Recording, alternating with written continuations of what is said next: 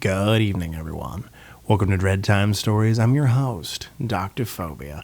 And tonight, dear patients, our story comes from the world of creepypastas. More specifically, Poképastas. So without further ado, sit back, relax, and enjoy this classic, Pokémon Black.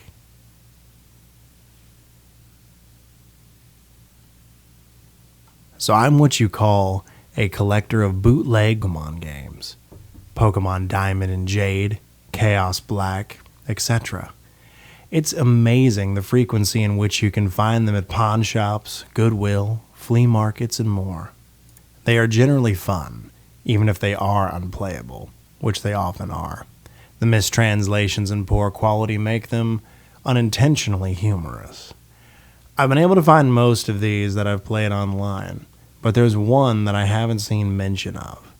I bought it at a flea market about 5 years ago. Here's a picture of the cartridge, in case anyone recognizes it. Unfortunately, when I moved 2 years ago, I lost the game, so I can't provide you with any screen caps. Sorry. The game started with the familiar Nidorino and Gengar version of Red and Blue. However, the press start screen had been altered. Red was there, but the Pokemon didn't cycle through. It also said Black version under the Pokemon logo. Upon selecting New Game, the game started with the Professor Oak speech, but it quickly became evident that the game was essentially Pokemon Red version. After you selected your starter, if you looked at your Pokemon, you had an addition to Bulbasaur, Charmander, or Squirtle, with another Pokemon named Ghost. The Pokemon was level 1, and it had the sprite of the ghost that you encounter in Lavender Town before obtaining the Sylph Scope, and it had one attack, Curse. I know there was a move named Curse, but that attack did not exist in Generation 1, so it appeared that it was hacked in. Defending Pokemon were unable to attack Ghost. It would only say that they're too scared to move, and when the move Cursed was used in battle, the screen would cut to black.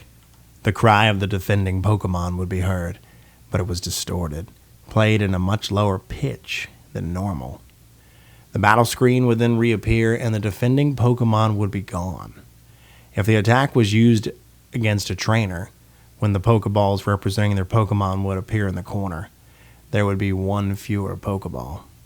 The implication was that that Pokemon had died. What was even stranger is after defeating the trainer and seeing Red receive 200 for winning, the battle commands would appear again. If you selected Run, the battle would end as normal, but you could also select Curse. And if you did, upon returning to the overworld, the trainer's sprite would be gone. After leaving and re-entering the area, the spot where the trainer would be was replaced with a tombstone, like the ones in Lavender Tower. The move Curse was not usable in all instances, and it would fail against ghost Pokemon. It would also fail if it was used against trainers you would have to face again, such as your rival or Giovanni. It was usable in your final battle against them, however. I figured this was the gimmick of the game, allowing you to use the previously uncapturable ghost, and because Curse made the game so easy, I essentially used it throughout the whole adventure.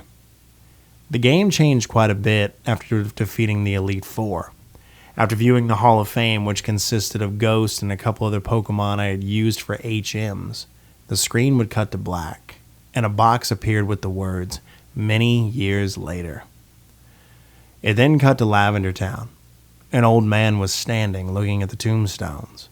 You realize that this man was your character. The man moved with only half of your normal walking speed.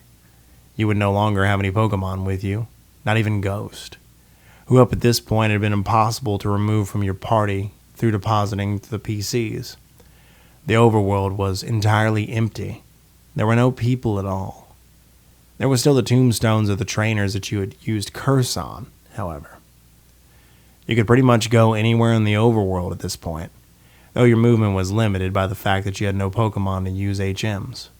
And regardless of where you went, the music of Lavender Town continued on an infinite loop.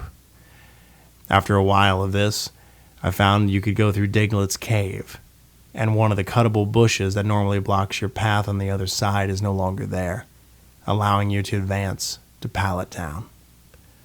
Upon entering your house and going to the exact tile where you started the game, the screen would cut to black. Then a sprite of a Caterpie appeared. It was then replaced by a Weedle, and then a Pidgey. I soon realized, as the Pokemon progressed from Rattata to Blastoise, these were the Pokemon that I had used Curse on. At the end of my rival's team, a youngster appeared, and then a bug catcher. These were the trainers that I had cursed. Throughout the sequence, the Lavender Town music was playing, but it was slowly decreasing in pitch. By the time your rival appeared on screen, it was little more than a distant rumble. Another cut to black. A few minutes later, the battle screen appeared. Your trainer's sprite was now that of an old man, the same one as the one that teaches you how to catch Pokemon in Viridian City. Ghost appeared on the other side, along with the words, "Ghost wants to fight." You couldn't use items, and you had no Pokemon. If you tried to run, you couldn't escape. The only option was fight. Using fight would immediately cause you to use struggle, which didn't affect Ghost, but it would chip off a bit of your own HP.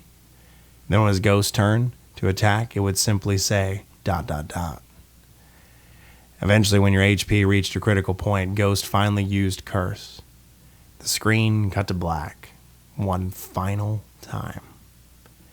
Regardless of the buttons you pressed, you were permanently stuck in this black screen.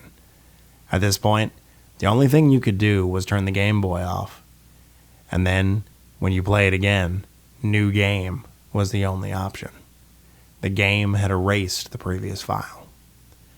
I played through this hacked game many times, and every time it ended with the same sequence. Several times I didn't use Ghost at all, even though he was impossible to remove from the party. In these cases, it did not show any Pokemon or trainers. It simply just cut to the cinematic battle with Ghost. I'm not sure what the motives were behind the creator of this hack. It wasn't widely distributed, so it's presumably not from monetary gain. But it was a very well done bootleg. It seems like he was trying to convey a message, though it seems I am the sole receiver of this message. Not entirely sure what it was. The inevitability of death? The pointlessness of it? Or maybe he was simply trying to morbidly inject death and darkness into a children's game. Regardless, this children's game had made me think, and it has also made me cry.